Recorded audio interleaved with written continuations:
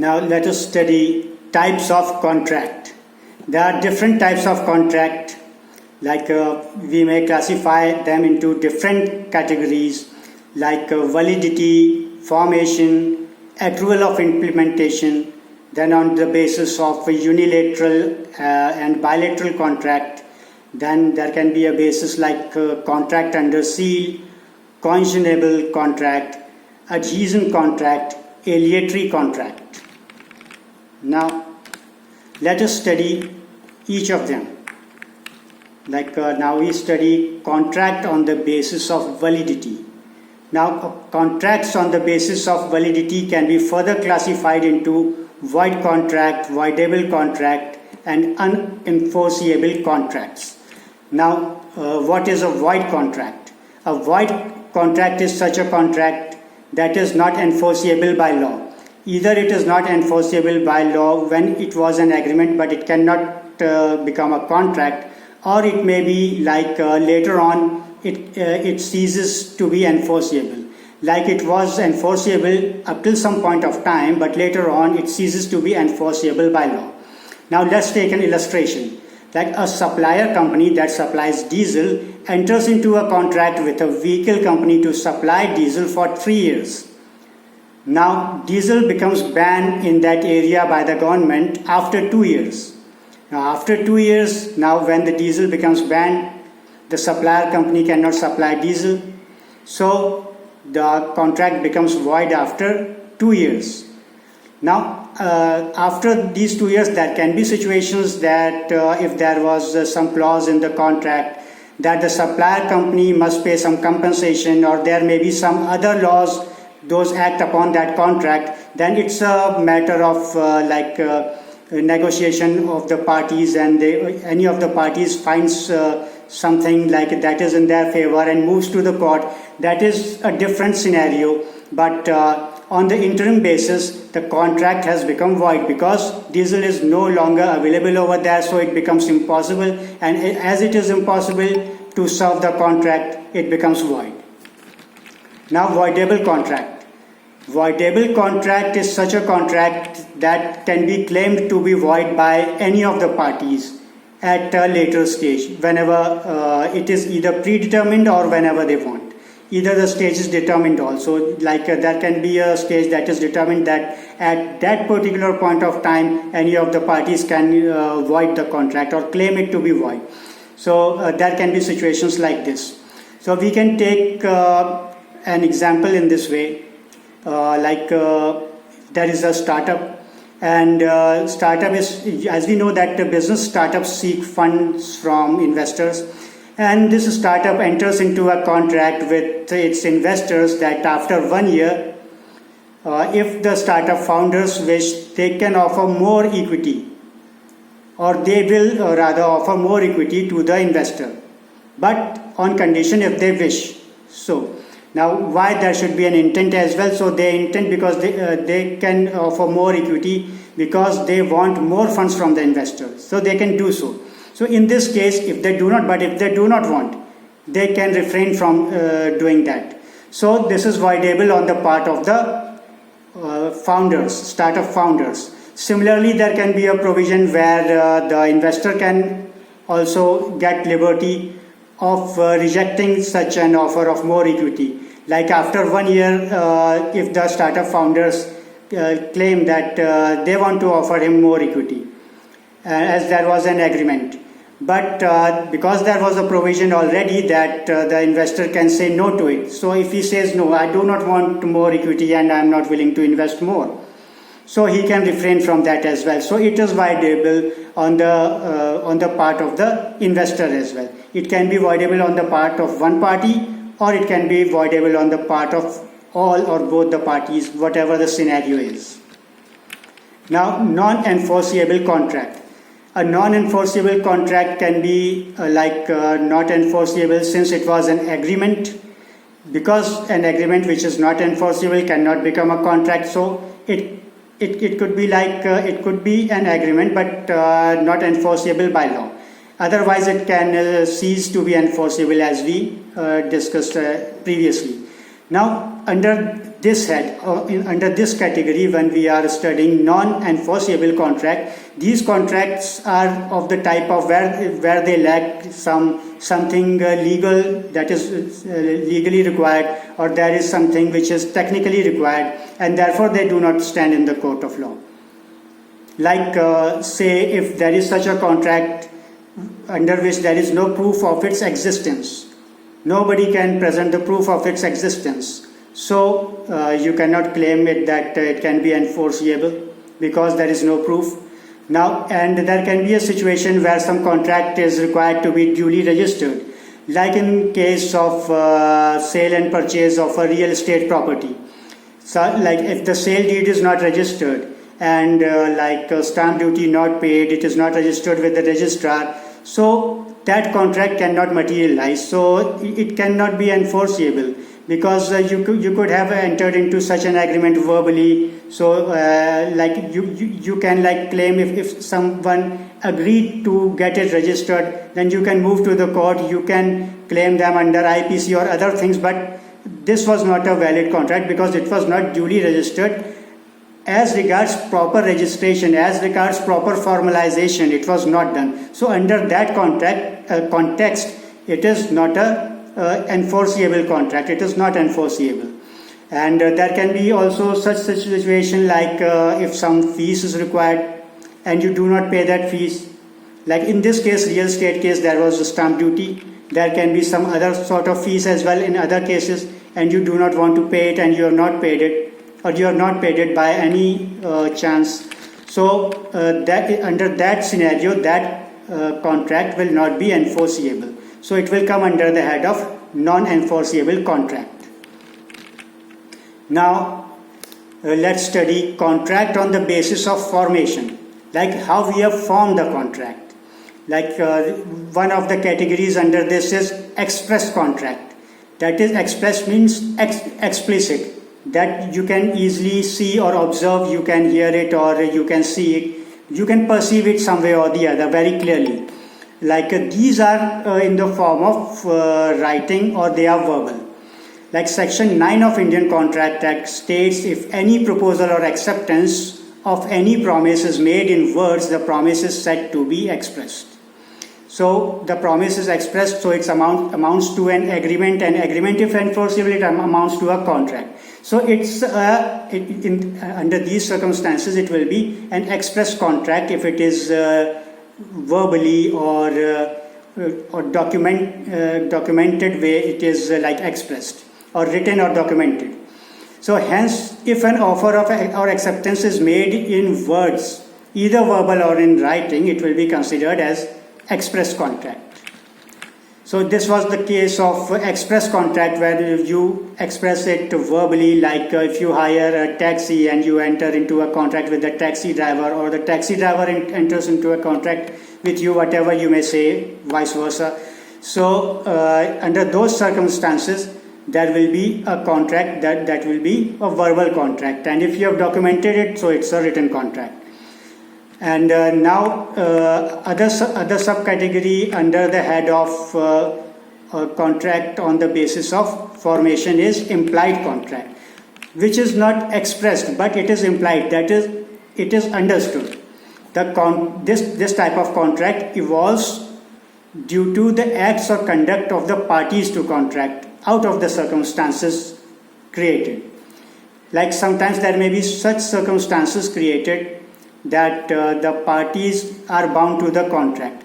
Let us take an illustration, like you go to a particular area to reside, you purchase a property over there and you reside over there. Now you never enter into a contract with any other parties, but there is another party, say a local body like municipality, so you are bound to a contract where you will be liable to pay taxes to them.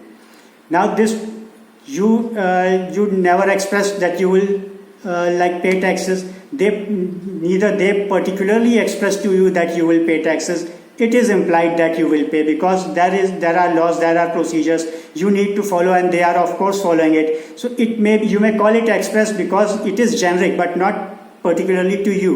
You all of a sudden went to reside somewhere. Because the local laws are acting upon you, you are entitled to that to follow the rules of that contract. So both the parties, you and the local authority, will be following the rules of the contract. Like they will also not charge you anything extra because they are also bound to some rules. So this is one of the examples of an implied contract.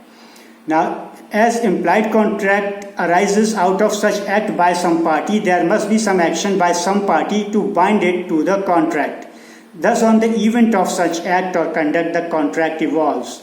Like under our illustration, like you went to a particular place, you purchased a property and started living there. So this was an act performed by you, or this was your conduct or act, and that bound you to that contract, and that bound the municipality also under that contract. Municipality cannot under general circumstances exempt you as well. Even if their employees do, then they will be like charged for corruption. So in this way, both are bound to this contract. Now, there is no explicit agreement, but conduct or action of the relevant parties itself signifies the intent of the parties to the contract. Like in our illustration, you went to that place and started living there, and because particularly you purchased that property, whether you live that or not, under this illustration, you will be bound to pay taxes to the municipality. So there was no explicit agreement, but your conduct or your actions, because you are relevant to that contract or that situation, that itself signifies your intent to pay taxes to them. So this is an illustration in this regard. And there may be circumstances pertaining to the parties that themselves evolve a contract. Like there are circumstances that those are pertaining to the parties to contract, that the contract evolves. Like you are bound to perform certain duties if you join a particular job. You signed you signed an appointment letter, and there was a service agreement. You signed that service agreement, and might be there were some clauses those were not present in that service agreement. But while being on that position, because you are at that position, you are bound to perform certain duties. So this can be an illustration where, because you came in those circumstances, you held that position, and because you are holding that position, though it was not explicitly mentioned in your service agreement, you will have to perform deeds accordingly, and it will be said that you are bound to a specific type of contract or types of contracts. Now, third one was a contract on the basis of accrual of implementation. Accrual of implementation, like when you will have to implement the contract. So, a subcategory under this accrual of implementation are contracts that are executed and executory contracts. An executed contract is implemented fully. Like you fully implement, like in the case of sale and purchase of products or services, you take that product and make payment outrightly. There are of course hire purchase system and installment payment system. So that's another deed. You are only paying it in installments. You can consider it as fully complete. But if you do not pay the installments, then it will not be fully complete. So a perfect example will be a cash transaction or an outright payment transaction, maybe via some like payment apps or credit transfer through banks in online transactions. But you have made the payment fully, you have taken the product fully, the contract has been executed. Now, executory contract. There is an executory contract where the clauses or the content of that, or the whatever the contents are there or the clauses are there, they may require the contract to be performed as and when required according to the clauses of the contract. Now let's take an illustration in this regard. Like a disaster management department may enter into a contract with a supplier to purchase goods in case of disaster, like for the next 5 years, say. Like for the 5 years, if any disaster takes place and any requirement of purchase of a certain goods or services accrues. So under that circumstances, the disaster management department, because they have entered into a contract with some of the contractors who is other party to the contract, they will purchase those products or services from that contractor or from that seller or from that party. So, but when such need arises, if suppose there is no disaster and they do not have to manage it, so then they will not purchase it. So this is an example of an executory contract. Now the fourth category is unilateral and bilateral contract. So the contracts may be unilateral or bilateral as well. A unilateral contract is such type of contract that binds only one party to perform some duty or perform some action. So under this, only one party will perform such action.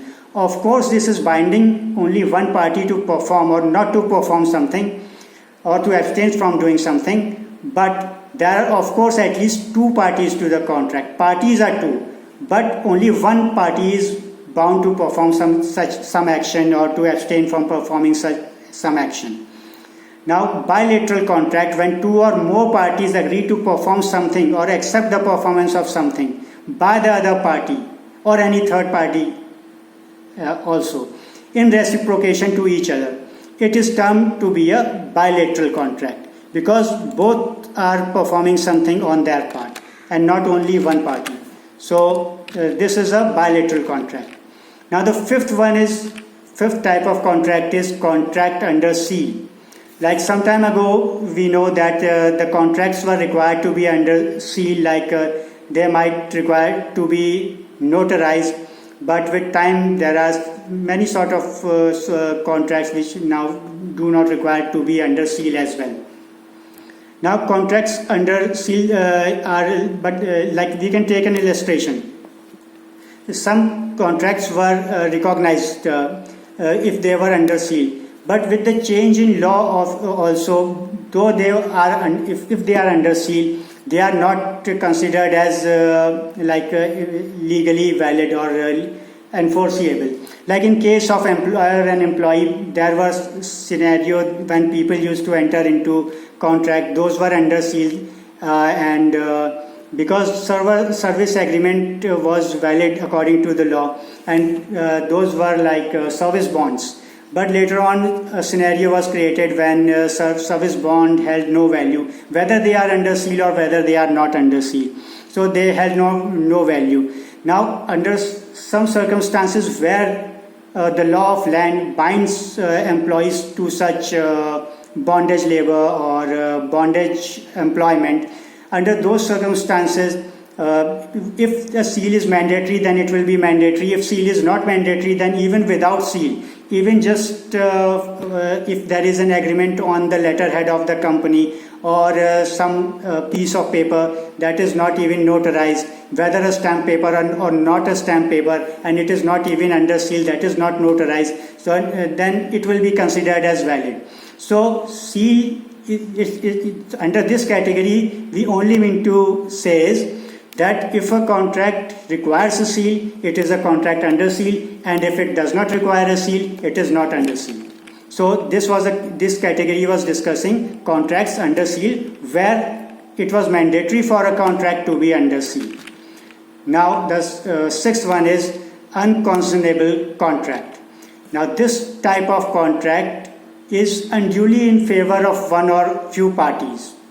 This contract type is such that no fair, just and sound mind person would accept it. Like this type of contract is too much in favor of one party, it favors one party too much, and the other party in the favor of which the contract is not there, it will not accept this under normal circumstances. So it is unjustifiable type of contract. So under this basis, whether it is conscionable contract or not, so we are defining a category on the basis of conscience. If the conscience of a person will not allow them to accept such sort of contract. So this is on the basis of conscience. So that is why it is called unconscionable contract, because conscience will not allow to accept such sort of contract. Adhesion contract. Now, seventh one is adhesion contract. Adhesion contract is prepared or offered by a party or by those parties which have greater negotiating power than other parties to the contract. The other parties or parties may not adhere to it, accept or reject it, but they do not have a position to place their own stance that they want this thing in the agreement, involve this thing as well, or they want to omit this clause, remove that clause. They do not have that capacity. So an example can be service agreements, like when you create an email account, you accept whatever is given to you. So this is a type of adhesion contract where you have to or you must adhere to whatever is being offered to you. All the clauses are already prepared by the company, by the email service provider, and you must accept it as it is. If you do not accept, you can reject it, you may leave, but you do not have your own stance to present yourself that if you want any changes, you cannot bring about those changes in that contract. So it is a type of adhesion contract. Now the eighth one is aleatory contract. Aleatory contract is such that is implementable or that occurs on when some uncertain event or incident happens. Under aleatory contract, all parties to the contract assume such risk, like in cases of marine insurance. If ship sinks, then only some payment has been made or the payment is made. Otherwise, no payment will be made. The insured will pay, of course, the premium or the premium in installments, you can say. Or if they have multiple such insurance, they will pay premium to different company, and they will get the recovery on the basis of actual damages those have been incurred to them. So marine insurance is an example of an aleatory contract when it will arise like premium is arising. That is a different thing. It is that stage of premium. But the stage when recovery will be made by the insured and the insurer and the insurance company will be liable to pay to the insured, that sort of situation, that part of the contract or that contract, in that scenario we are taking it, that will arise only when the risk takes place, then the risk actually happens. Like if there was marine insurance, the ship sinks.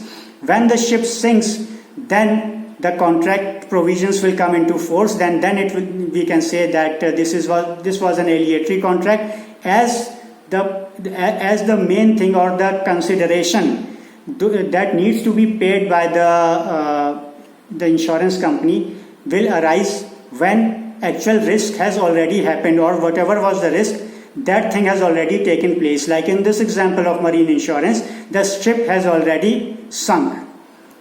So this was example of aleatory contract. So these were 8 examples.